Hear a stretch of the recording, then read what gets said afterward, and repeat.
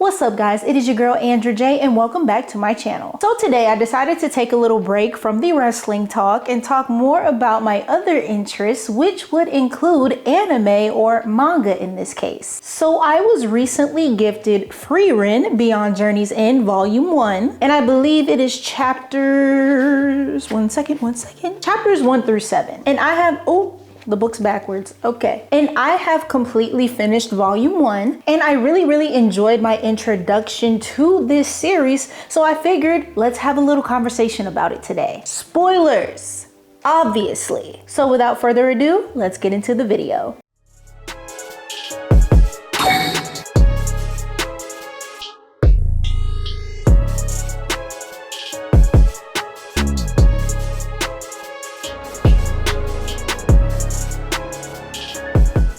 So first off, I find it very interesting that we start off the story at the end of the journey. And this is where we meet Himmel or Heimel. You guys, I have not watched the anime, so I do not know the pronunciation of some of these names. We have Heiter or Heater, the priest, Aizen the warrior, and of course, our main character, Frieren the mage. And so the main theme that I picked up on and have received reading chapters 1 through 7 is the essence of time. How time affects us and how we value time within itself. And Frieren is an elf, and because she is an elf, she perceives time differently from humans. And she experiences time exponentially slower. She has been alive so long that decades feel like mere moments to her. There are a sequence of panels in the manga after the journey where the group has met up and they're talking about meeting up in the future to see a meteor shower. But the thing about the meteor shower is that it comes around every 50 years. And you can kind of see the perception of time in Frieren's perspective just by how she talks about this. And the way that Frieren speaks is like, hey, I'll see you guys in another 50 years or so, or a couple of decades or so. And she's phrasing it like it's like 1 to 2 weeks. And it is also important to point out that Frieren's comrades or her friends are human, so they experience time exponentially faster than she does. And we could honestly tailor this to our humanity and the human experience as a whole. Because human lifespans are so short, this causes us to value time more. So we can tell right off the bat that Himmel, Heiter, and Aizen are going to perceive time differently than Frieren. When I started reading in the beginning of this manga, I sort of felt like Frieren was detached. Like, obviously you could tell there was some form of a relationship there, but for the most part, it felt like Frieren just kind of saw them as a means to complete a task or a goal that she had. She sees the decade-long journey as a fleeting moment, and she refers to it as a mere 10 years. And even when you look at how she treats the culmination of the journey, after defeating the Demon King, she instantly wants to jump back into her regular routine of going around wandering and searching for magic or spells, fake spells, might I add. And in this story, we do have a series of time skips, but the author does it in a way, what's the author's name? Yamada. I'm just gonna say that because I don't want to mess up the first name. Yamada does it in a way that illustrates the story really well. And we do get to a point where the group meets up again, but this time you can tell that others in the group, especially Himmel, has aged significantly. And it is not until Himmel's death that we get to see a spark of change in Frieren.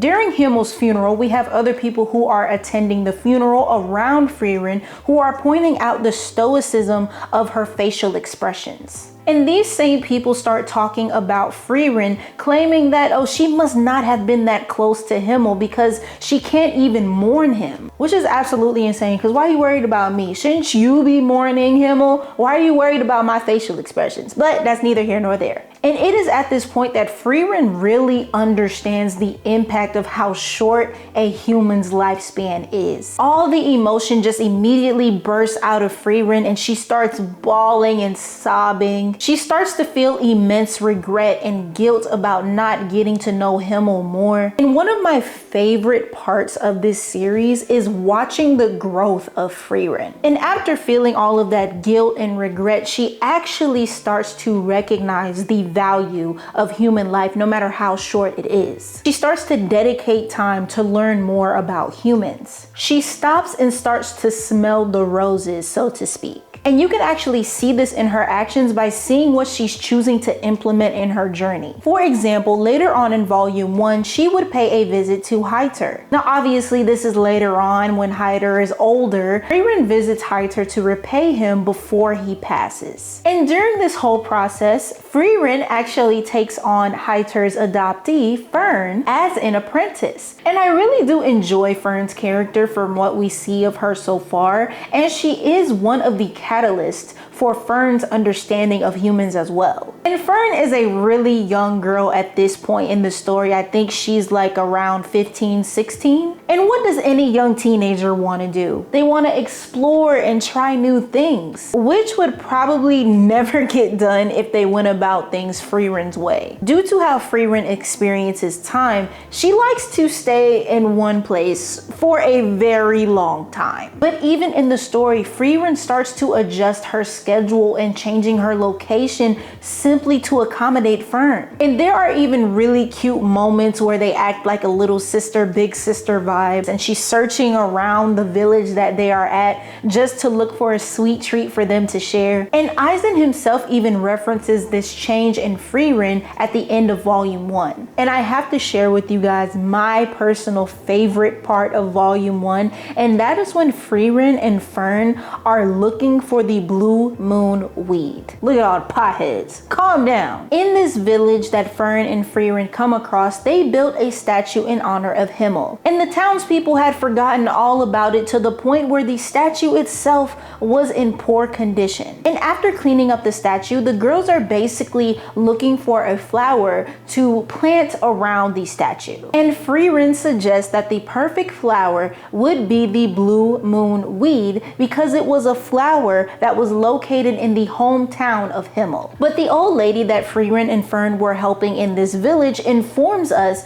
that the flower has been extinct and hasn't been seen for over several decades. And we also get a flashback showing Frieren, Himmel, and the group in the flower field, where Himmel talks about wanting to show the flower to Frieren one day. And I absolutely love this part because it is the perfect example of showing Frieren's growth. Because theoretically, y'all, they could have chosen any flower. It did not have to be that specific flower and it would have been fine. But it's the fact that she picked that one flower because she wanted to honor Himmel by fulfilling what he wanted.